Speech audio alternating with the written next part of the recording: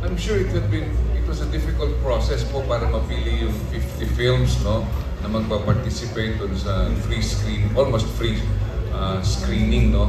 But just the same, I'm sure kasama po dun sa criteria yung availability ng print ng mga ito, no. But what other elements in the criteria did you consider para po mapili yung 50 films? Una-una po, pinili namin yung mga best pictures. Kung ano po yung mga available. As nasabi nyo nga po, may challenge din po kasi. Like yung unang-una pong best picture natin, yung pelikula ni President Joseph Estrada na Diligin Mo ng Hamog ang Uhaw na Lupa. Hindi na po available dahil naundoy or basta nabaha po.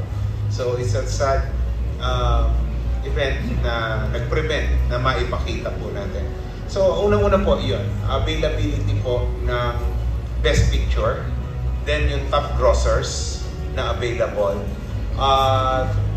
Yung iba po, inuna namin yung magagandang pelikula na restore na para po mas maganda yung viewing experience. Kasi kung medyo grainy at luma yung pelikula at hindi pa po kasi restored, baka hindi po ma-appreciate ng mga manonood, especially ng young generation. So yun po yung naging criteria namin sa pagpili noong 50 pelikula na ipapalabas po natin.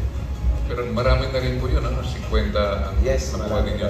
Anyway, we are celebrating 50 years of MMFF, but truth to tell, mas matanda pa po dito ang MMFF, di po ba? Because it all started in 1966 with the Manila Film Festival. So, are we erasing that aspect, that part, the early history of the MMFF? Hindi naman po, kasi yung Manila Film Festival, yan po ay hosted by the City of Manila.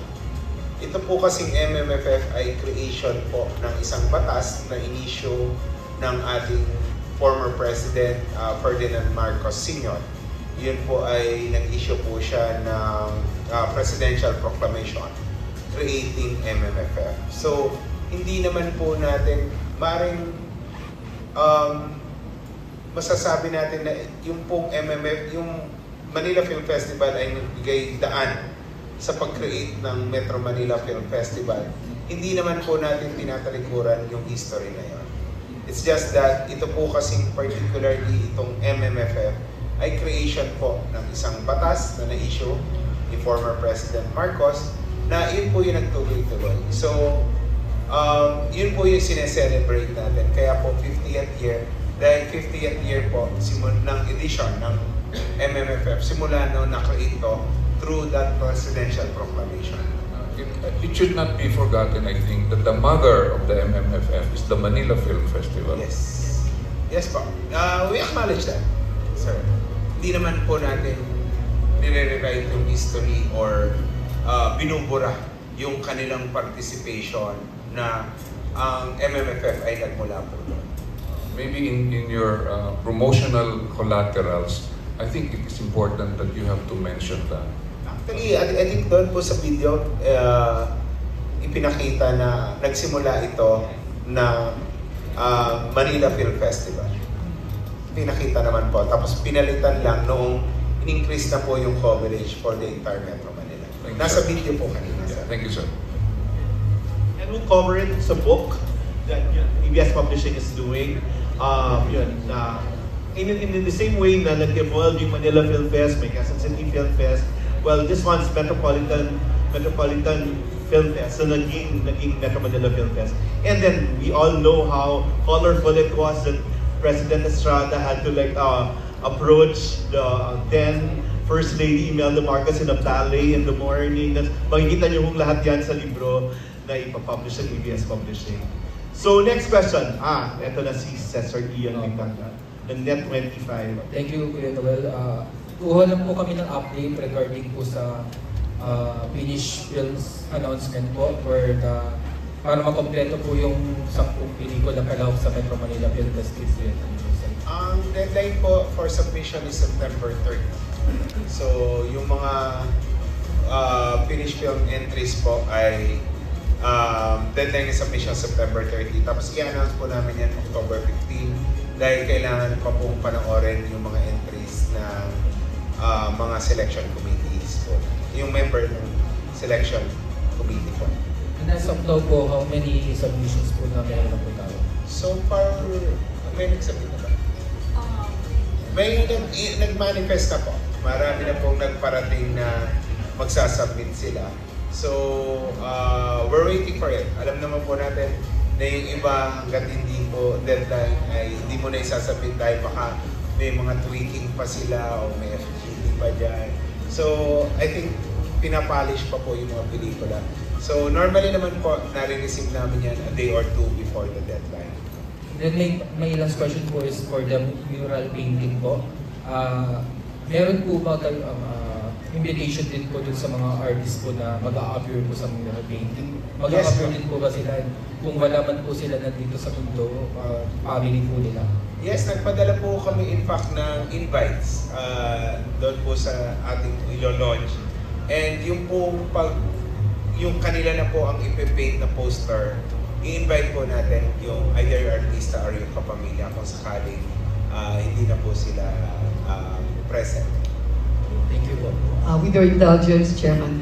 Trivia lamang po ito na pag-usapan kanina yung mga pintor ng posters noon. Kung tumagin natin yata, medyo karatula yata ang tawag noon, di ba? In the presence of our national artists here for broadcast, ipaalala lamang po namin na ang isa po sa mga pintor ng mga karatula nung mga 50s and even earlier ay naging national artist po, si Botong Francisco. In fact, kaya ko po alam, I have first-hand information dahil po yung tatay ko po, si Oscar Moreno, na naging artista noong 40s and 50s. Isa po dun sa mga costume sketches ng isang pelikula nila ay ginawad po ni Botong Francisco. Sabi ko nga, ang isa pa rin pala po ay si Nanding Ocampo. Oo. Sabi ko nga, kung alam ko lang, kung may kamalayan na ako about artists noon, ano, di ba, pag after usually, di ba, Direct Ricky, pag hindi na-approve yung mga sketches, isa nasa tabi na lang. Tapos magiging Botong Francisco ka pala, at Fernando, Ocampo. But anyway, just a trivia, no, na talaga pong maganda at napakamahulugan ng pinanggalingan po ng ating mga murals, ng ating mga posters. They're asking us to go to the mural site already, but let's have Chair announce something in service. Teaser lang of what other service we can give them in Servisyo Fair that excite natin yung mga tao. October 6 and 7 po, magkakaroon po tayo ng Servisyo Fair para po sa movie workers. Kasama po ang media, lahat po ng movie workers, kung saan ilalapit po ng pamahalaan yung serbisyo sa mga movie workers. Kasama po dyan clinic, kung saan titingnan po yung ating kalusugan ng ating mga movie workers, job fair,